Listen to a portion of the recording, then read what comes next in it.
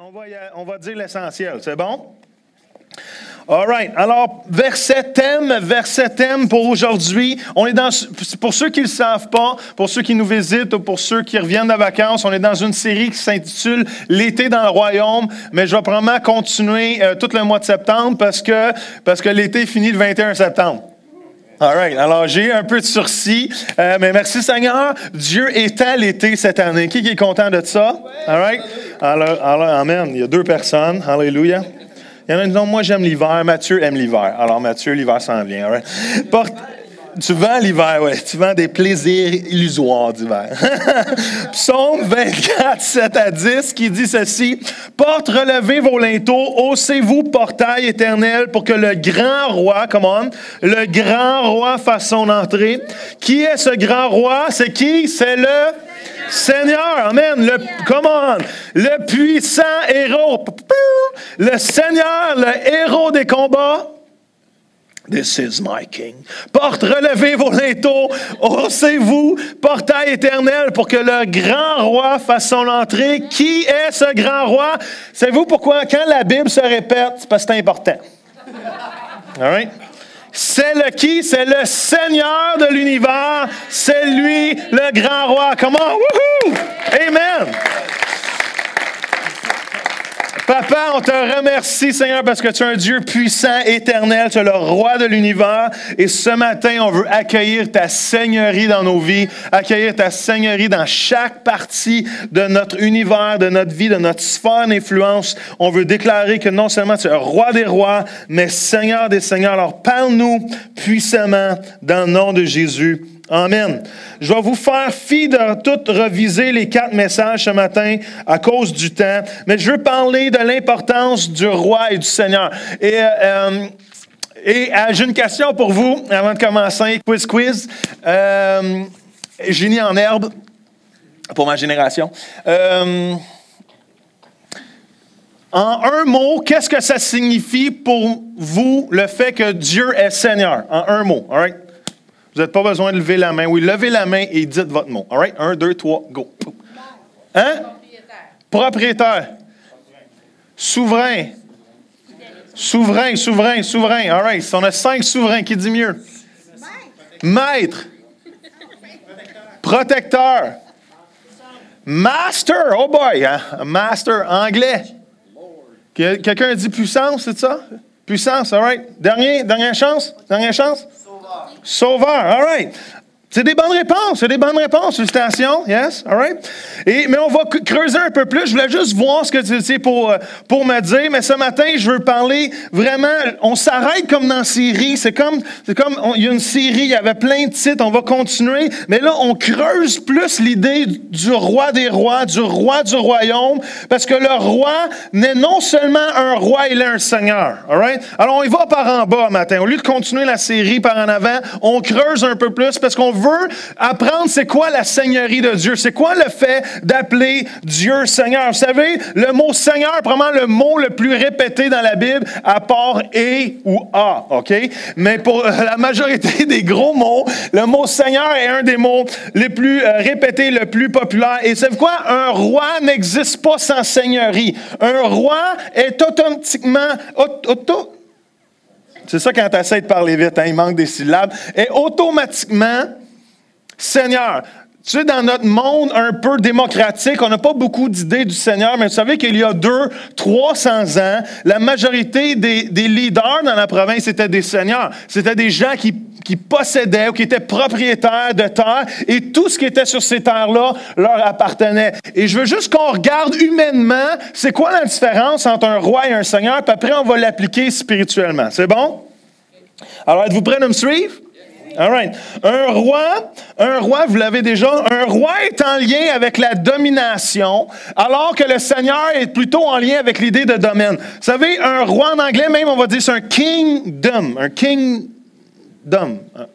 Kingdom. King, domination, le domination du roi, un kingdom, un royaume, c'est là où qu'un roi domine. All right? C'est son endroit, c'est sa sphère d'influence. Quand on parle de roi, on parle de domination. Quand on parle de seigneurie, on parle plutôt du domaine. On parle plutôt de l'endroit où que le roi règne. Il y a Autrement dit, un roi exerce l'autorité, un roi exerce la domination sur un endroit géographique qu'on appelle le domaine, et dans cet endroit, son autorité est absolue. Est-ce que vous me suivez? Un roi domine d'une façon, on s'entend qu'un roi, le roi des rois, Dieu, a une bonne domination. Le monde, les rois de ce monde sont affectés par le péché, et des fois, on a une mauvaise idée de ce que pourrait être une domination. Mais le roi des rois domine d'une façon saine, d'une façon parfaite, et il domine sur un royaume, sur une seigneurie, sur un endroit géographique où son autorité est totalement absolue. Si le roi n'a pas de domaine, le roi n'a pas d'autorité. Parce qu'un roi peut juste être un roi s'il y a un royaume, on s'entend.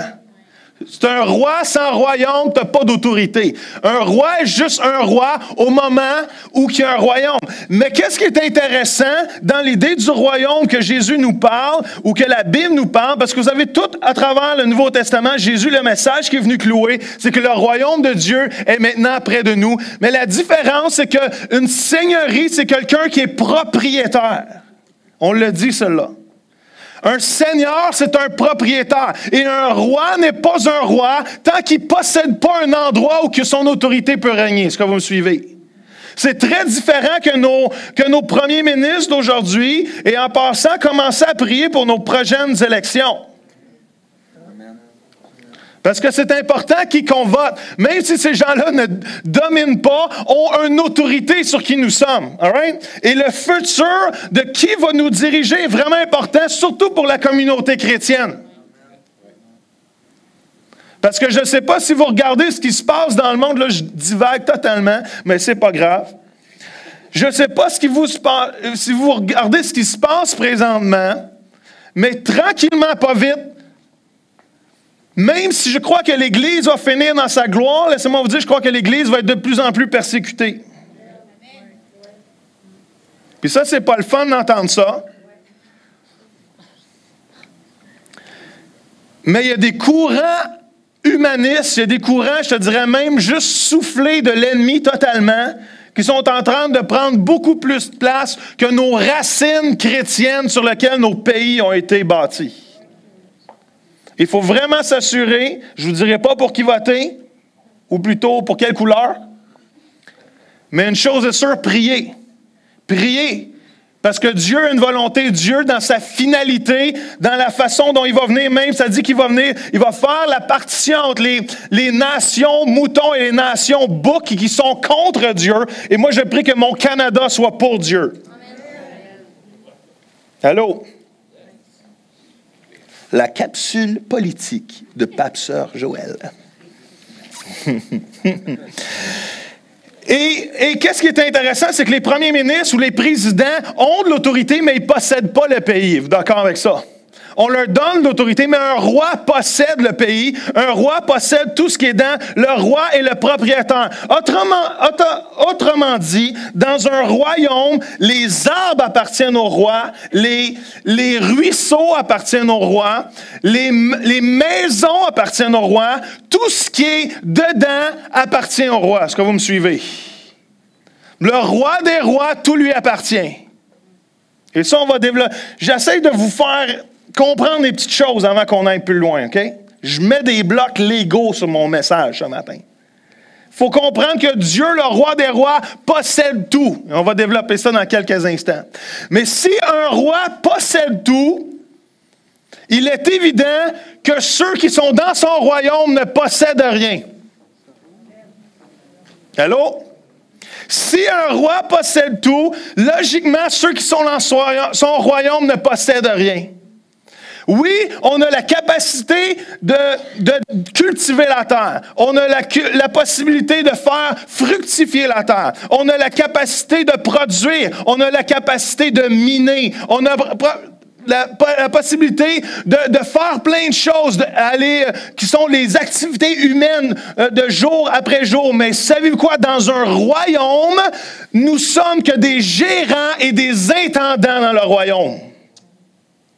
Nous ne contrôlons rien, nous sommes propriétaires de rien, parce que le Seigneur est propriétaire de tout. Autrement dit, si le roi aussi est propriétaire de tout, si tout appartient au roi, il peut donner à qui qu'il veut, quand qu'il veut, au moment qu'il veut, à qui... c'est ça, j'ai déjà dit à qui, mais c'est ça quand tu répètes trop d'affaires, tu oublies ce que tu as dit. Il peut faire ce qu'il veut, quand qu'il veut, et donner à qui qu'il veut, au moment qu'il veut. Ça fait-tu du sens? Oui. Et il n'y aurait pas de jalousie, parce que le roi des rois, son rôle et son mandat, c'est de prendre chacun soin de nous également. Parce que nous sommes tous aimés en premier de sa part. Est-ce que vous me suivez? Si un premier ministre me donnerait un terrain, ça serait de la collusion. Si un roi me donne un terrain, si un seigneur me donne un terrain, on appelle ça une faveur. Le roi des rois marche dans sa faveur. Vous savez, c'est quoi une faveur? Une faveur, c'est une grâce imméritée. La grâce, c'est quelque chose que tu ne mérites pas. Mais parce que Dieu, le Père, le roi des rois, son rôle, c'est de prendre soin de ses enfants. Ce qu'il aime, c'est donner faveur à ses enfants parce qu'il est un roi.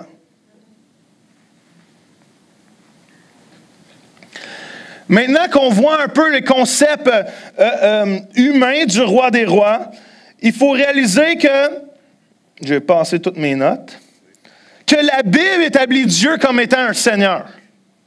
Même la Bible va dire que Dieu est au-dessus de toutes choses, que Dieu a créé. Il y a 2 semaines, j'ai dit qu'un roi est roi ou souverain seulement à cause de la propriété qu'il possède ou par naissance. Dieu a créé l'univers, donc par défaut, il est Seigneur de cet univers-là. Est-ce que vous me suivez? Il n'y a pas d'autre Seigneur. Il n'y a pas d'autre compétition. Satan a essayé de le destituer. Il n'a jamais réussi. Il a pensé réussir à la croix de Golgotha, mais s'est aperçu que même la mort n'avait aucun pouvoir sur le roi des rois. Come on. Son autorité est toute puissante. Il n'y a rien qui va destituer le roi des rois. Tu ne peux même pas voter pour faire Jésus le roi des rois de ta vie. La seule chose que tu peux faire, c'est le reconnaître. Parce que Jésus est roi et Seigneur, peu importe ce que tu penses ou que tu ne penses pas. Tu décides, tu ne peux même pas mettre Jésus sur le trône. Dis, Jésus, je te mets sur le trône de ma vie. Il est déjà le Seigneur de ta vie. La seule chose que tu peux faire, c'est le reconnaître. Et c'est ça qui fait qu'on est sauvé. Alors je disais que la Bible établit Dieu comme Seigneur. Dans l'Ancien Testament, ils vont utiliser souvent le mot Adonai. En hébreu, c'est le mot Adonai. Et la majorité des fois où on voit le mot Adonai, c'est traduit par Seigneur.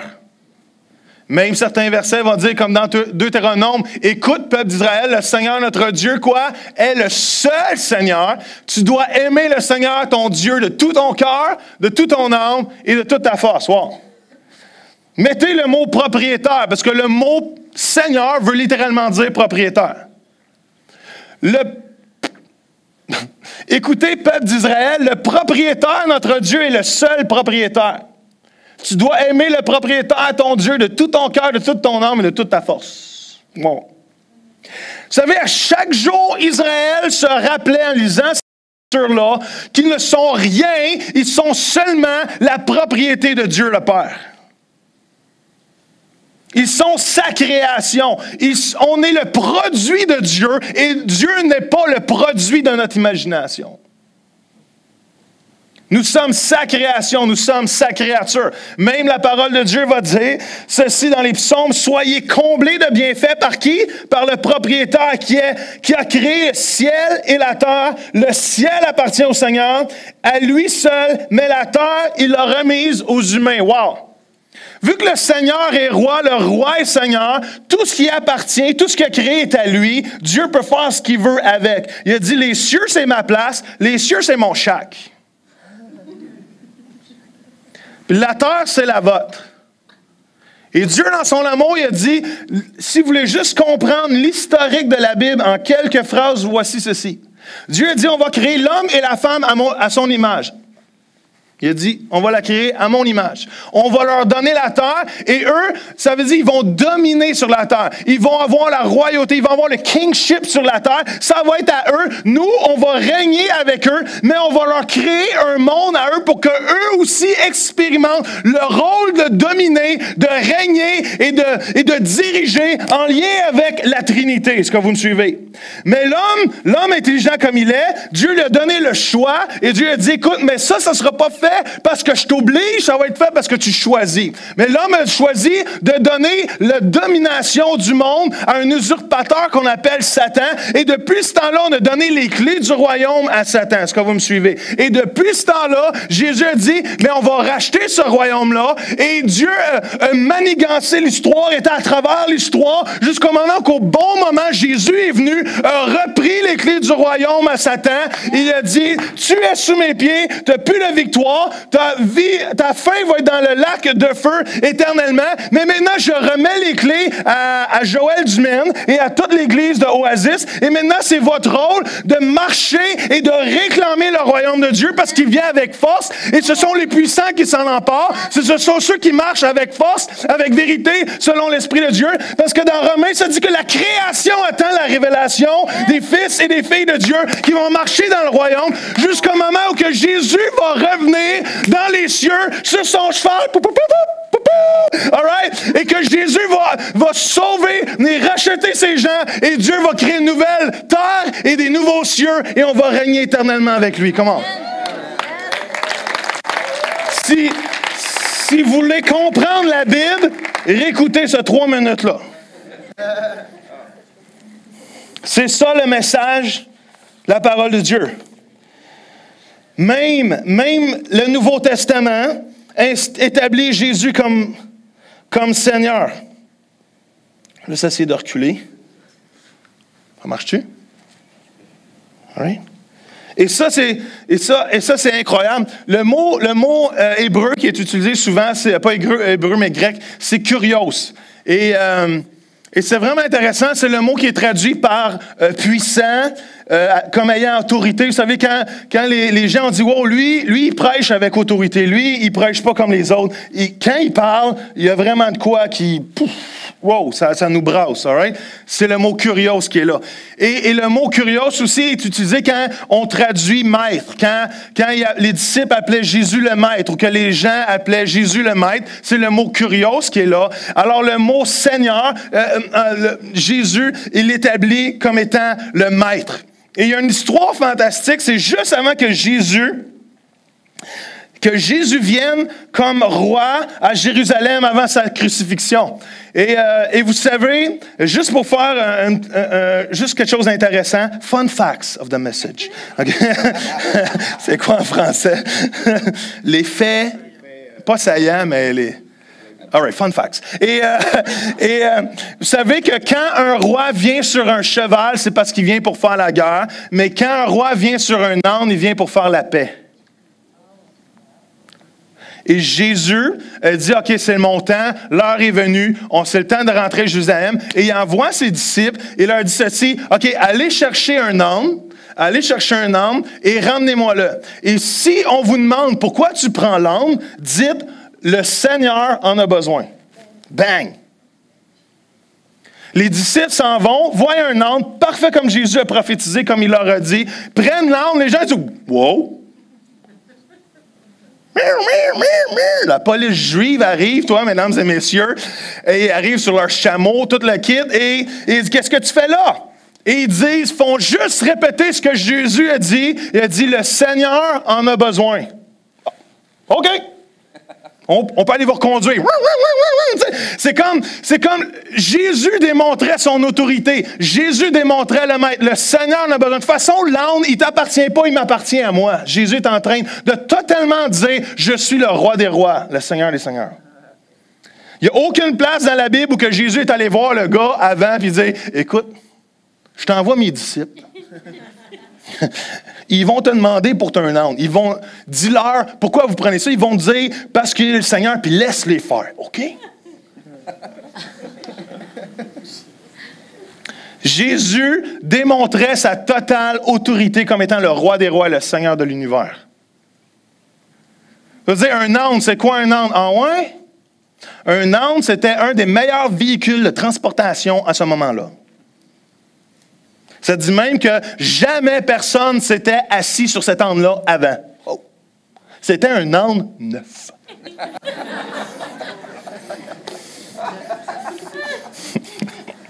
Ça, c'est comme si j'envoie Danny puis Samuel, puis je dis, allez voir Patrick et David et demandez-leur que, parce que Pasteur Joël, alors que vous venez juste d'acheter votre beau Cherokee Jeep, il dit, j'en ai besoin.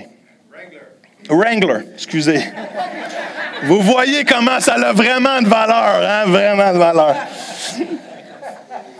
Et juste quand il sort du garage, alors que David et Pat se sont jamais assis dedans encore, Sam et Danny arrivent et il dit, le maître. Ah. Je m'inclus dans l'histoire, là. Le maître en a besoin. Et là, David et Pat diraient, ah, aucun problème.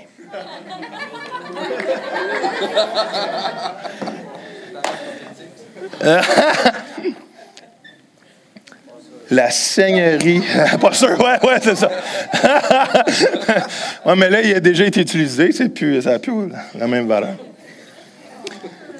La seigneurie de Dieu. Seigneur, c'est quoi tu veux, fais-le. Qu'est-ce que ça signifie de vivre sur un Seigneur? Et là, je vais juste rentrer dans un moment plus spirituel. Ça fait drôle de dire ça, hein? Tu es déjà très spirituel. Je vais juste rentrer dans l'idée, qu'est-ce que ça signifie vivre sous un Seigneur? La première chose que ça signifie vivre sous un Seigneur, c'est le salut. Vous savez, la plus grande déclaration qu'en tant qu'humain, vous ne pourriez jamais dire, c'est de déclarer que Jésus est Seigneur. Les mots les plus importants que n'importe quel être humain pourrait déclarer dans sa vie, c'est d'un jour déclarer que Jésus est Seigneur. Parce qu'au moment qu'on déclare, écoutez bien ce verset, Romains 19, ça dit, si de ta bouche, tu affirmes devant tous que Jésus est quoi? Est le Seigneur. Et si tu crois dans ton cœur que Dieu l'a ramené d'entre les morts, tu seras quoi? Sauvé. La seigneurie, écoutez bien ceci, ça vaut de l'or. La seigneurie de Dieu vient avant le salut de Dieu. Vous êtes très silencieux. Souvent, on pense qu'on veut être sauvé. On déclare pour être sauvé, mais on oublie l'agent important, c'est que la seigneurie fait que ton salut est valide. Parce qu'il y a beaucoup de gens qui disent qu'ils croient en Jésus, mais qui ne sont pas sauvés. C'est la seigneurie de Dieu dans ta vie qui détermine la validité de ton salut. Parce qu'il y a beaucoup de gens qui veulent être sauvés pour manquer l'enfer, mais vivent complètement au contraire de ce que Dieu veut. La seigneurie vient avant le salut. La seigneurie, c'est que ça vient avant même le fruit du salut. Ça valide, le salut valide la seigneurie de Dieu.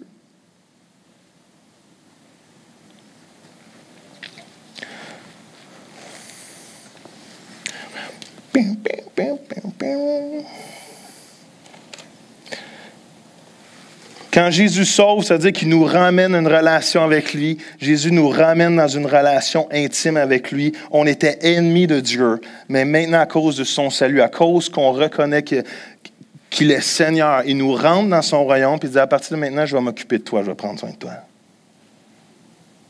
Parce que le roi, dans sa bonté, son seul but, c'est prendre soin de ses sujets. C'est prendre soin de ses enfants et ses fils et ses filles. C'est son seul but. Deuxième chose, vivre sur un Seigneur signifie l'obéissance. Tu ne peux pas déclarer que Seigneur est le Seigneur de ta vie si tu n'es pas prêt à l'obéir. Il n'y a aucun aspect qui déclare la Seigneurie de Dieu si tu n'es pas capable de l'obéir. La Seigneurie vient avec l'obéissance. Tu ne peux pas dire « Seigneur, attends ». Tu ne peux pas dire « Seigneur, ouais, mais ». La seule chose qu'on peut dire au Seigneur quand on déclare qu'il est Seigneur de nos vies, c'est « oui, papa ». C'est la seule réponse. Un jour, quelqu'un, Jésus a dit, viens, suis-moi. Il a dit, écoute, laisse-moi avant aller enterrer mes parents. Laisse-moi faire un party avant. Laisse-moi faire d'autres choses. Non, il a dit, non, si tu me suis, tu prends tes choses. Si tu n'es pas prêt à prendre ta croix, laisse faire. Jésus, c'est le fun comment Jésus est très plein de grâce, mais en même temps, il est très direct. Gars, là, moi, je t'aime, je suis plein de grâce, je vais en avoir éternellement la grâce, mais en même temps, je ne suis pas ici pour niaiser. Je suis sérieux. Quand je te dis, suis-moi, obéis. Est-ce que je suis vraiment le Seigneur? Et la parole de Dieu est assez fascinante. Dans Luc 6, ça dit, pourquoi m'appelez-vous Seigneur, Seigneur, et vous ne faites pas ce que je dis? Si Jésus est la priorité dans nos vies, si Dieu est le Seigneur de nos vies, si Jésus est le Seigneur de nos vies, il devrait être la priorité numéro 1. Il ne devrait pas avoir de compétition à Dieu dans nos vies. Il ne devrait pas avoir de choses plus importantes. Il n'y a pas de hobby plus important. Il n'y a pas de personne plus importante. Il n'y a pas de travail plus important. Il n'y a pas d'activité plus importante. La priorité numéro 1, si on dit qu'il est Seigneur de nos vies, ça devrait être Jésus. Est-ce que vous me suivez? C'est ce que ça signifie quand on dit Seigneur. Quand on répète Seigneur 40 fois dans nos prières. Est-ce qu'on réalise vraiment ce qu'on est en train de dire? Parce que si on comprend qui il est, ça veut dire qu'il est le propriétaire de ma vie. Ce n'est plus moi qui vis, c'est Christ qui vit en moi. Même la parole de Dieu va dire que je vous ai racheté à un grand prix et vous ne vous appartenez plus. Vous êtes maintenant quoi? Le temple du Saint-Esprit.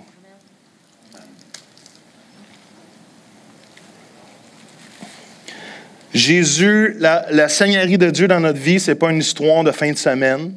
La Seigneurie de Dieu dans notre vie, ce n'est pas une histoire de dimanche matin. La Seigneurie de Dieu a seulement un horaire et c'est 24/7. La Seigneurie de Dieu a seulement un horaire, c'est 24 heures sur 24, 7 jours par semaine, 365 jours par année, 366 pour les années.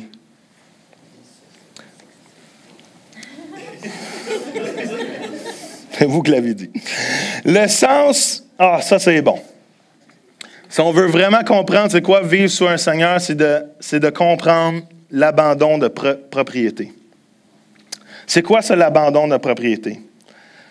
C'est de comprendre que dans le royaume de Dieu, je ne possède rien. Je suis seulement le gérant et l'intendant des richesses de Dieu. Est-ce que vous me suivez? De comprendre le concept de non-propriété, ça veut pas dire que, écoute, demain, après-midi, on met toutes nos maisons en vente, on met tous nos chars en vente, on ne peut pas posséder rien. C'est pas ça que je suis en train de vous dire. Ce que je suis en train de vous dire, c'est que Dieu veut qu'on jouisse des choses de ce monde. Dieu veut qu'on jouisse des richesses de ce monde. Il n'y a aucun problème avec ça, jusqu'au moment où que tu penses que tu es le propriétaire de ces choses-là. Parce qu'au moment que tu penses que tu es propriétaire de ces choses-là, tu t'en vas sur un terrain glissant. Parce que dans la Seigneurie de Dieu, il y a seulement un Seigneur. Et au moment que tu penses que tu es le Seigneur de ta vie, il n'y a pas de compétition. Si tu veux être le Seigneur de ta vie, go for it, make my day, vas-y.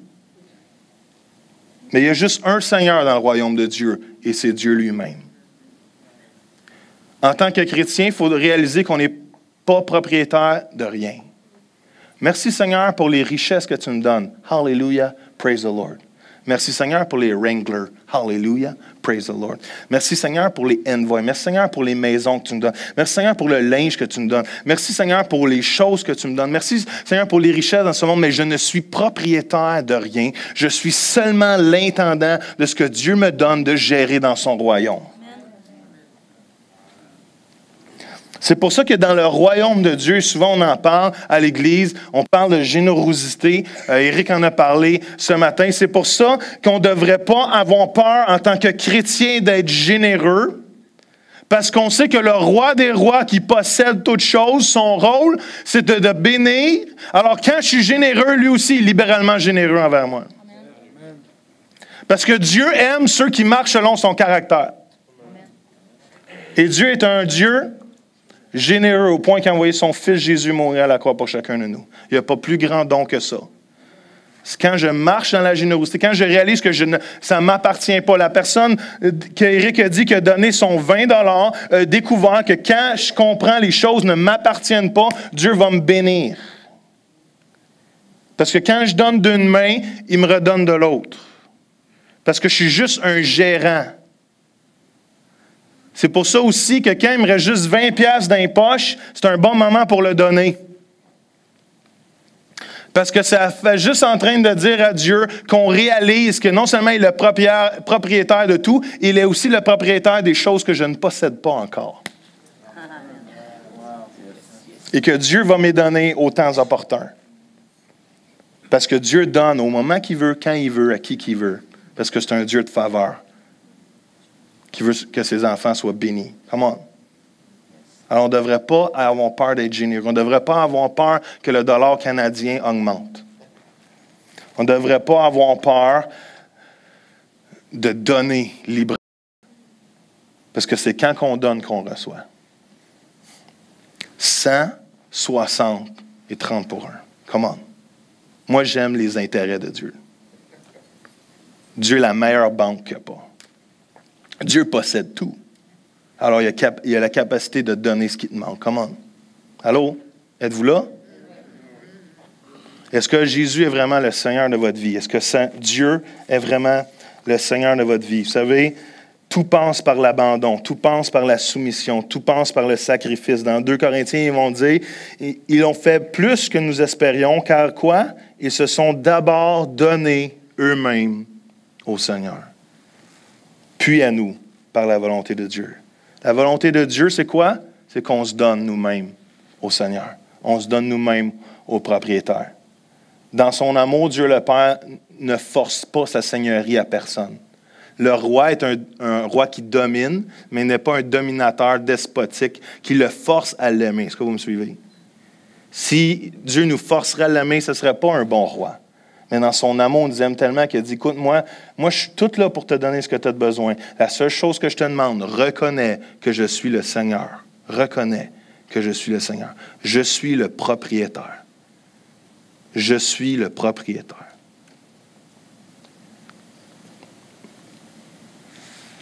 On n'aime pas les propriétaires jusqu'à temps qu'il y ait un bris dans la maison et qu'on réalise que ce n'est pas nous qui payons, c'est le propriétaire.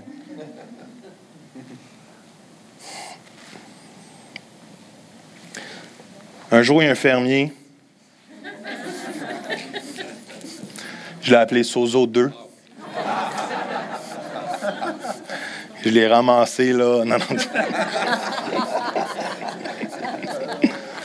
Écoute, on l'a emmené même chez le dentiste. Il y a un sourire Colgate aujourd'hui. Un jour, un fermier qui est allé voir dans sa basse-cour, est allé voir le cochon. Il est allé voir la poule, Madame la poule. Il a dit, est-ce que je fais un déjeuner ce matin, est-ce qu'il y en a qui sont prêts à contribuer au déjeuner pour faire des œufs et du bacon? Et la poule a joyeusement contribué à un œuf.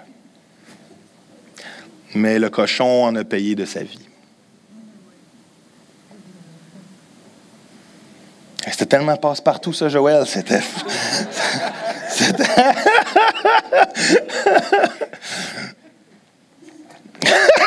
Excuse, je me la trouve drôle moi-même. Mais...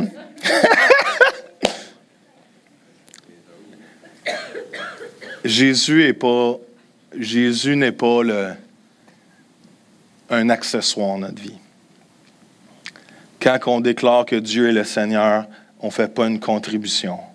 On donne complètement notre vie à lui. Ce n'est plus moi qui vis, c'est Christ qui vit en moi. Ça, c'est le but ultime de la Seigneurie de Dieu. C'est que Christ puisse totalement vivre à travers nous.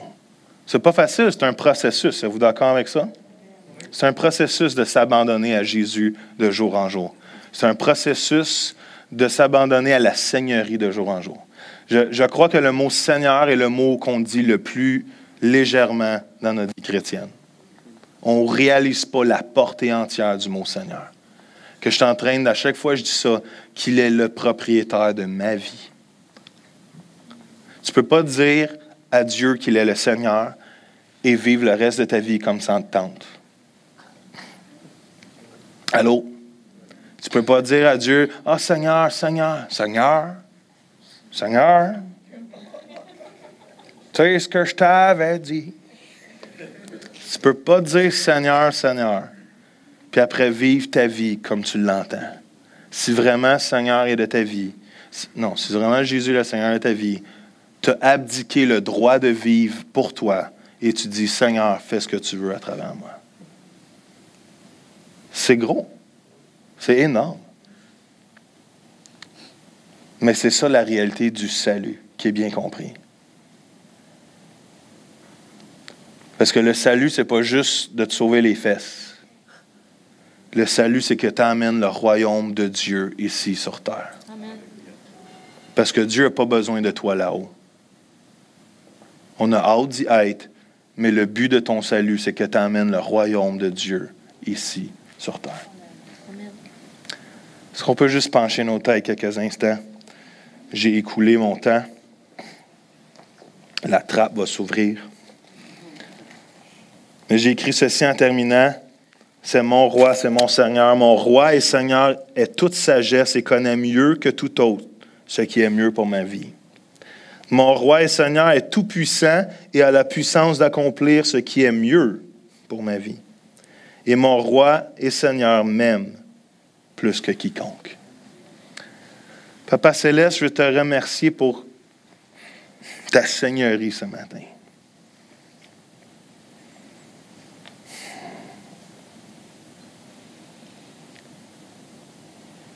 C'est quelque chose que tu veux faire dans chacune de nos vies ce matin. C'est quelque chose que tu veux accomplir. On veut déclarer une autre fois, Seigneur, que tu es le Seigneur. Tous les jours, on veut être capable de faire comme le peuple d'Israël et de se rappeler que tu es le propriétaire et que nous voulons t'aimer de tout notre cœur, de toute notre force et de toutes nos pensées. Toute chose t'appartient et en plus, tu nous promets de t'occuper de nous et de nous donner la vie en abondance à tous les égards. Je te remercie pour ce que tu fais dans chacune de nos vies, Père. Je te prie qu'on réalise à quel point on a besoin de régulièrement te dire, Papa, tu es toi le propriétaire. Papa, c'est toi le propriétaire de ma vie. Qu'est-ce que tu veux? Oui, Papa. Oui, OK, Papa. Qu'est-ce que tu veux, Papa? OK, oui, Papa, je veux t'obéir. Merci pour ton salut, Papa. Merci parce que tu m'as sauvé, mais je veux que tu sois mon Seigneur. Je veux que tu diriges ma vie. Je veux que tu règnes dans ma vie. Je veux que tu me montres ce que je dois accomplir. Je veux t'obéir, Papa. Papa, je te remets les règnes de ma vie ce matin. Je te remets le contrôle. Je te remets la propriété de mes choses. Mon travail, c'est pas mon travail. Mon auto, c'est pas mon auto. Ma maison, c'est pas ma maison. C'est les biens que tu m'appelles à gérer pour ton royaume parce que le but, c'est de propager ton royaume, Seigneur. Si tu veux que je donne pour propager, Seigneur, donne-moi le courage et la force de donner, sachant que tu prends soin de moi, Seigneur. Et que toute chose concourt au bien de ceux qui aiment Dieu selon son dessein.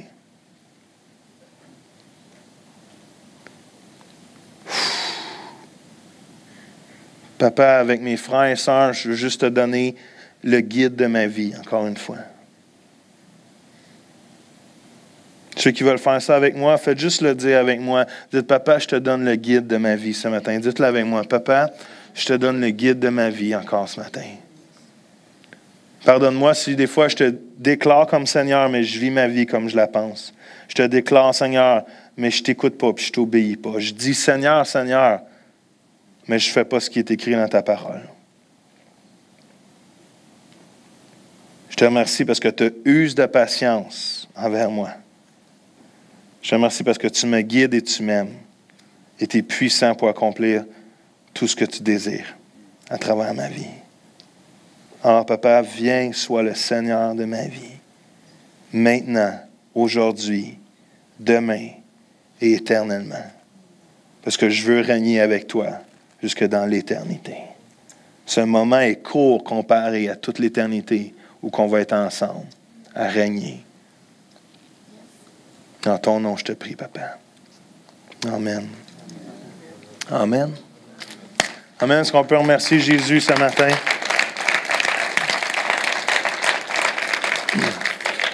Si vous avez manqué certains des autres messages, s'il vous plaît, allez les écouter.